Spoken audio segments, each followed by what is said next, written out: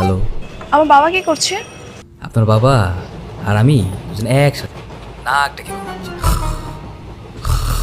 আচ্ছা, আপনি একটু আমার বাবা দিকে খেয়াল রাখবেন, হ্যাঁ? যদি ওয়াশরুমে যেতে সঙ্গে সঙ্গে যাবেন। মনে হচ্ছে আমার শ্বশুর, প্রতিটি মিনিটে মিনিটে তার সেবা করব। হ্যালো, কিছু বলছেন না যে? আচ্ছা, আমি স্টেশনে আসতেছি, আপনি ট্রেন থেকে নেমে গেলে আমাকে একটা কল করবেন। ঠিক আছে। রাখি, হ্যাঁ, বাই।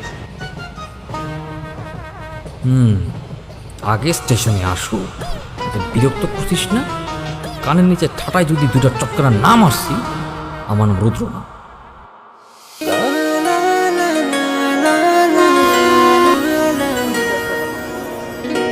আপনার ব্যাগও আমি নিব।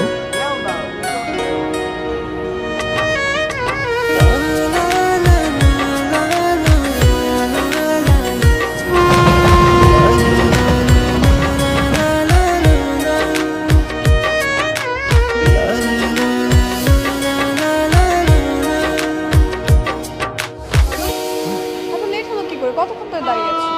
ট্রেন লেট করছে রে মা।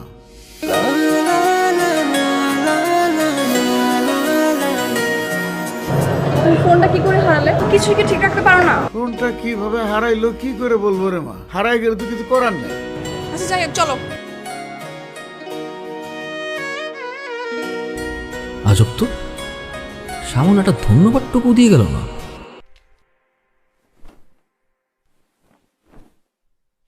মা, কেমন আছো? আমি ভালোই আছি। একটু ভালো নয়। তুই যে 5 দিন বাসায় ছিলি না, সেই 5 দিনের একদিনও সে ঠিকঠাক মতো ওষুধ খায়নি, কোনো নিয়ম কানুনের বেলায় নেই।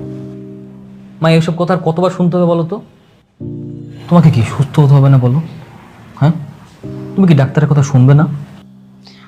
আরে ধুর, আমার এত এত ওষুধ খেতে আর ভালো লাগে না। আর তোর বাবাও বাসায় থাকে না, সে অফিসে চলে যায়। সারাক্ষণ বাসায় একা একা থাকি। এই বিছানায় শুয়ে থাকতে আর কত ভালো লাগে বল। মা, আমি তো বললাম জাস্ট কয়েকটা বছর ধৈর্য ধারণ করো। হ্যাঁ, আমি গ্র্যাজুয়েশনটা কমপ্লিট করি, তারপর একটা ভালো জব নেই, দেন আমি একটা বিয়ে করি। তারপর আমার বউয়ের সাথে দিন রাত 24টা ঘন্টা তুমি গল্প করো, কোনো সমস্যা নেই। আরো কয়েক বছর? ততদিনে দেখবি আমার কবরের মাটিও সমান হয়ে গেছে। মা, আমি তোমাকে বারবার মানা করছি যে তুমি আমার সামনে এসব কথা বলবা না, আমার শুনতে ভালো লাগে না।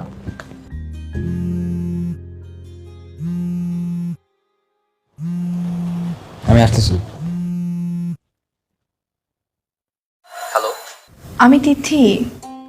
ওই যে ট্রেনে করে আপনার পাশে বসে আমার বাবা ঢাকায় আসছে খুলনা থেকে।